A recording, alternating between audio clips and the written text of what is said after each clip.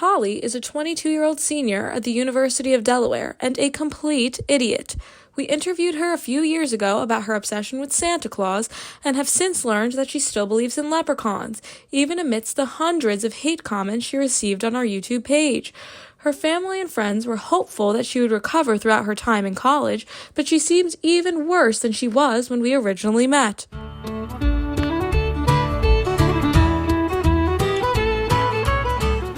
Top of the morning to ya! Who's ready to catch some leprechauns? Hey, I'm Holly. Welcome back. I was asked to be on this show a few years ago to show off my epic Elf on the Shelf collection, but the director made me look like a complete idiot. I was young and dumb, and I still believed in Santa. Sue me. But I'm not 18 anymore. I'm 22 now, and I've matured, and I've since learned that Santa is not real. The hate comments were unnecessary, but ultimately, I guess, gave me the reality check that I did need. But I'm done wasting my time on that kid stuff. This year, I've decided to grow up. Telling her about Santa was kind of a defining moment in our relationship. She has not been the same since. I told her when she was 20 years old, and to say that she was devastated was quite an understatement.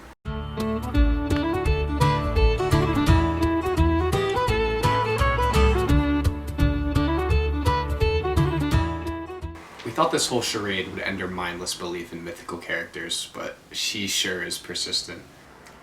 I was a little bit disappointed to learn that my parents were the ones actually moving my elves every night, but I was relieved to know that leprechauns are still the cold hard truth.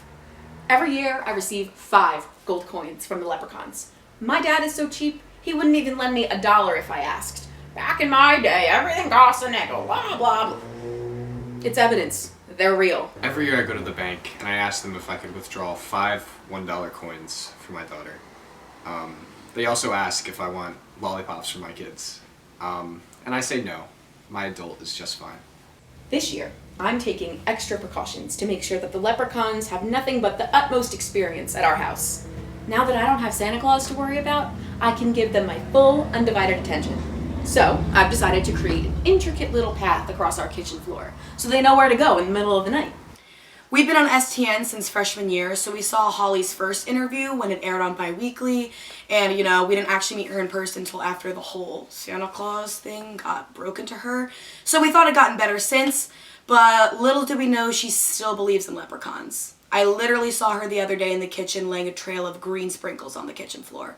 The other day, she asked me to buy some supplies for her traps, so naturally I bought mouse traps. I assumed maybe she saw one or something, she's scared of them. But when I came home with them, she lectured me on leprechaun cruelty. I shouldn't have filled the 4th bedroom with someone random. Doing all this work to prepare for the leprechauns every year is exhausting. But I guess it's nothing in comparison to the work these leprechauns have to do. I mean, at only 2 inches tall, they travel all across the world in one night, delivering coins to children everywhere. Holly's close friends and family are concerned about her imagination, so they've concocted a plan to help gently break the news to her. With the help of their neighbor, they've decided to bring in what Holly thinks is a real-life leprechaun. I've lived next door to Holly all semester long, and I always thought she was kind of cute, so I'm hoping that if I play along, she'll actually think I'm a leprechaun and agree to go out with me.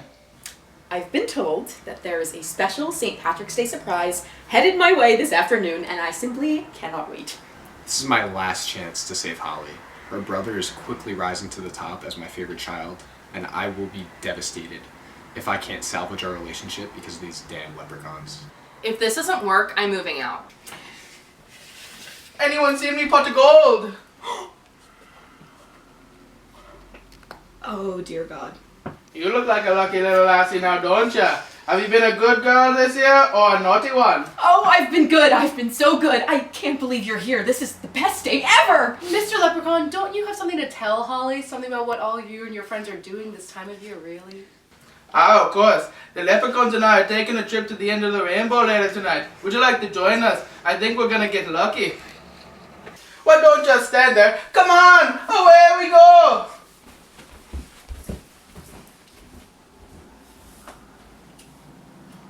I need to call my landlord. Daughter? I don't have a daughter anymore. This is the best St. Patrick's Day ever. And with that, we leave Holly right where we found her, delusional, irritating, and ready to embarrass herself once more. Will Holly continue down this path of destruction as Easter time rapidly approaches? Tune into True Life next week to find out.